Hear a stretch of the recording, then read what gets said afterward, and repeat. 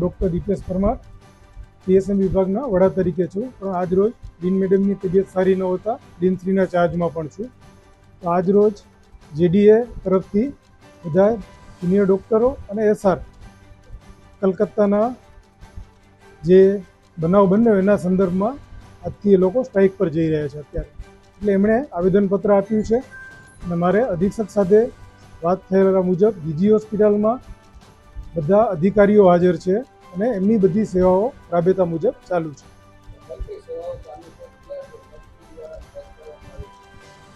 તબીબી જે રેસિડન્ટ ડૉક્ટરો છે એ લોકો માત્ર સ્ટ્રાઇક પર ગયેલા છે, જ્યારે તબીબી શિક્ષકો અને બધા અધિકારીઓ જે હોસ્પિટલના એ બધા ચાલુ છે. એમની બધી જ રાબેતા મુજબ સર્વિસ ચાલુ છે.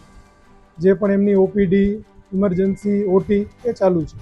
જ્યારે વિદ્યાર્થીઓ ઇમરજન્સી સર્વિસમાં તો એ લોકો પણ ચાલુ છે. બરાબર છે ને? You are ready for emergency services. મારું નામ ડૉક્ટર કિશોર દેસરિયા છે. હું પેથોલોજી વિભાગમાં 3rd યર રેસિડન્ટ છું.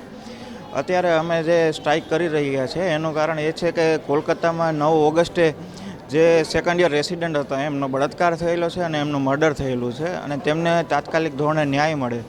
અને તે લોકો જે સ્ટ્રાઇક કરતા હતા 14 તારીખે રાતે તેમના ઉપર મોબ અટેક થયેલો છે 3-4 હજાર લોકો દ્વારા અને તેમને લોકોને ફરીથી મારેલા છે. તો એ લોકોને સિક્યુરિટી મળે અને ન્યાય મળે અર્જન્ટમાં, એના માટે અમે લોકો સ્ટ્રાઇક કરી રહ્યા છીએ. અને અમે 500થી વધારે રેસિડન્ટ ડૉક્ટર અહીં ભેગા થયા છીએ અને અમે જીજી હોસ્પિટલ અને ઓલ ગુજરાતમાં બધી ગવર્મેન્ટ મેડિકલ કોલેજમાં ઓપીડી, ઇન્ડોર પેશન્ટ અને ઇલેક્ટિવ ઓટી બંધ કરીએ છીએ અને ઇમરજન્સી સારવાર ચાલુ કરીએ. મારું નામ ડૉક્ટર લિયાન્સી પટેલ છે.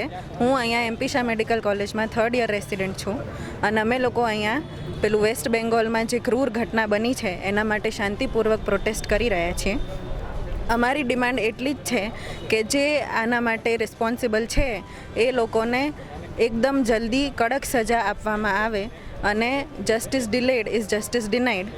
અને અમારા લોકોની જ્યાં સુધી આ ડિમાન્ડ પૂરી નહીં થાય ત્યાં સુધી ખાલી એમરજન્સી સર્વિસીસ ચાલુ છે અને ઓપીડી તથા વોર્ડની સેવાઓ બંધ રાખવામાં આવેલ છે.